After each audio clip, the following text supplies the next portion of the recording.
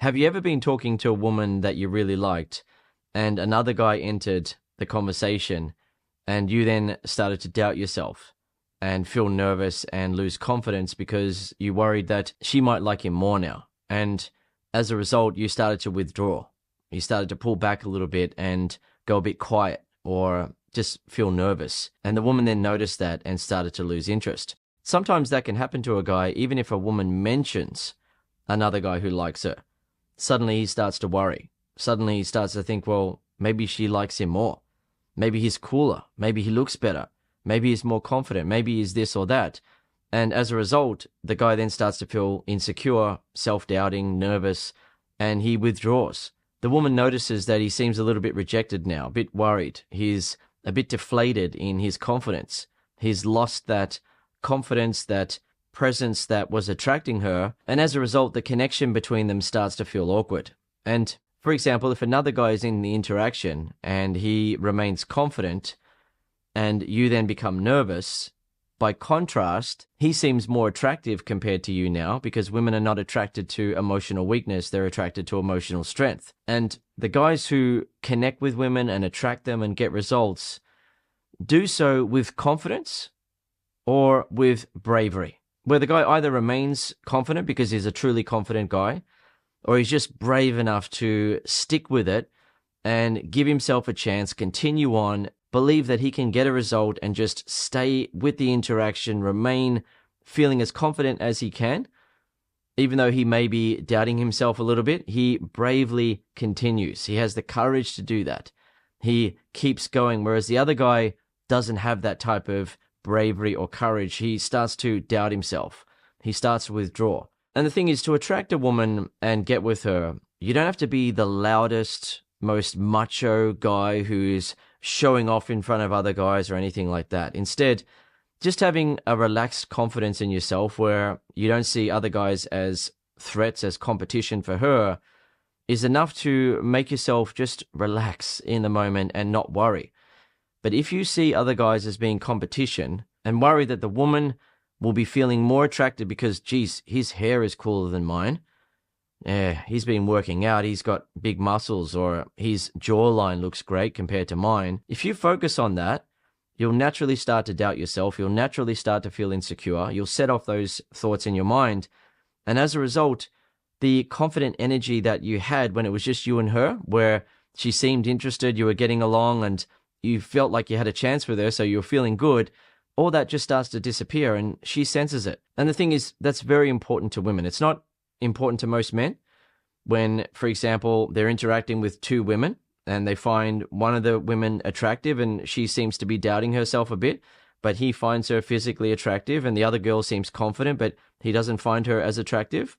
In most cases, the guy isn't going to care that this woman is losing confidence in herself. He finds her attractive, and in many cases, he's going to be happy about the fact that she's losing confidence, because that makes him feel like he's got some value here, right? She's losing confidence. She's feeling insecure.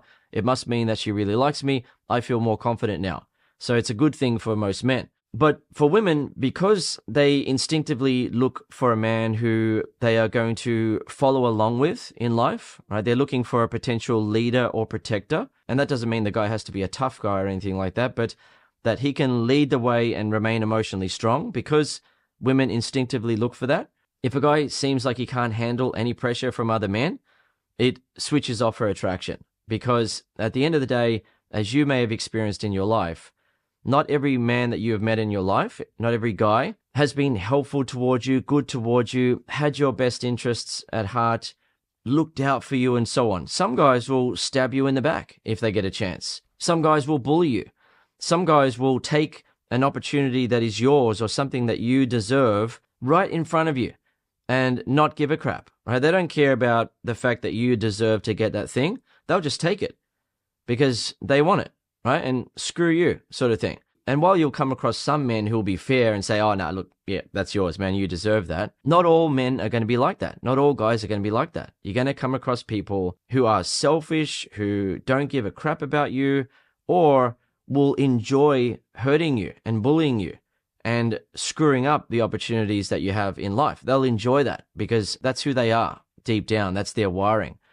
So if you're going to be a woman's leader and protector, if she's going to follow along with you and hold on to your arm, and she's going to be your supporter and cheerleader and walk with you in life towards where you and her want to go, then she's not going to be able to trust that you can do that and you can handle situations in life if, for example, another guy enters a conversation and you suddenly withdraw. You suddenly feel like, oh, this guy's better than me. Because if you feel like that, some men will then take advantage of you. They'll bully you. They'll push you to the side. Whereas other men might try to reassure you and help you in a moment like that and make you feel good about yourself. But not all men are going to be like that. And women know that instinctively. So if you're interacting with two women and one of them loses confidence, you're not going to say, oh, well, I can't trust in her to be my leader and protector now.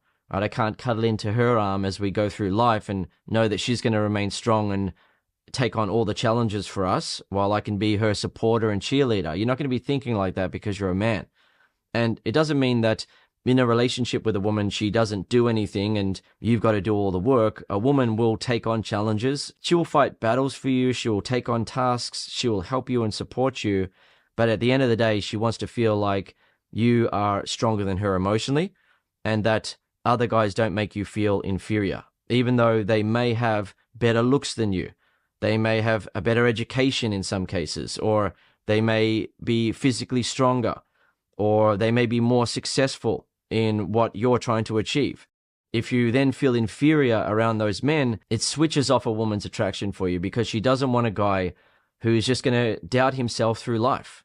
When it comes to her and when it comes to life, she wants a guy who believes in himself and goes after what he wants. And even though there are going to be other guys in situations who may be more successful, better looking, physically stronger, it doesn't cause him to go into his shell and feel like he can't achieve what he wants to achieve or get what he wants, right? He's able to still go after what he wants, regardless of the fact that these other guys may have these other traits that he doesn't have or doesn't have yet. And something to point out here is that most women are not difficult to get with. It's actually quite simple. And you may have noticed that play out when you're interacting with a woman, say 5 minutes, 10 minutes, 15 minutes, or maybe 30 minutes, an hour, 2 hours, or weeks with a woman where you were getting along with her, she seemed interested, but you weren't getting anywhere. And then another guy came in with a completely different level of confidence and self-belief. And he flirted with her, he created some sexual tension, and before you know it, they're kissing, or they're sitting together on a sofa at a party or a bar, or if you're in a cafe situation, you're hanging out with friends, suddenly she's focused on him. You name it, whatever the situation is, the woman's energy lights up, she's smiling, she's giggling, she's flirting back with him, and he gets a result right away because he believes in himself. And even though there are other guys in the group, he just doesn't care. He doesn't see them as competition. He focuses on what he needs to do. And what he needs to do is make the woman feel attracted and shoot his shot. That's it, right? Get her to sit with him, or get her to go to the bar with him, or ask for her phone number, or suggest that they do something together, or put his arms around her lower back and just draw her into him when she's feeling attracted and there's sexual tension between them. And the next thing you know, they're kissing. And it's not rocket science. It's just something that happens all over the world every day when a guy just focuses on what he needs to do rather than focusing on all these other guys, what they have, how cool that guy seems. Oh, geez, that guy's better looking than me. If you focus on that, then it's going to be a problem.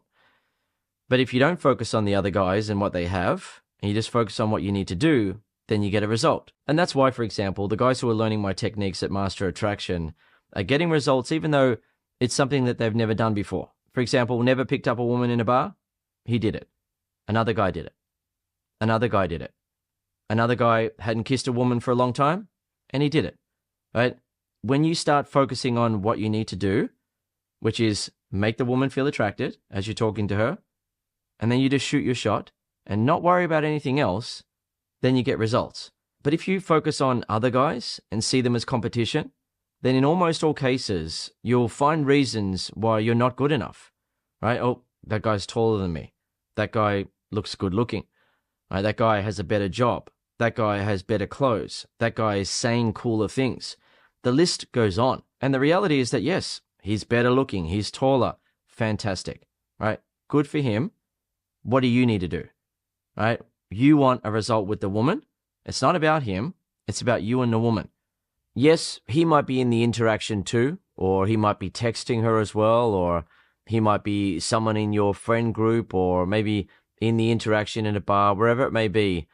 He may be in the interaction too, or he may like her too, but what he has that you don't have is irrelevant if you focus on making the woman feel attracted and not see him as competition. So if you're in an interaction where there is another guy talking to the woman and he likes her too, but he notices that you aren't intimidated by him being in the interaction or liking her too, then he will usually start to lose confidence, or he'll try to show off and try to make himself look better than you, and the woman will notice his insecurity. She'll notice that he's losing confidence and he's seeing you as competition. As a result, by comparison, you will now seem more attractive to her because you are the more confident one. You're not seeing him as competition. You're not feeling like you're inferior because he may have better looks than you, or be taller, or have a better job, or whatever it may be.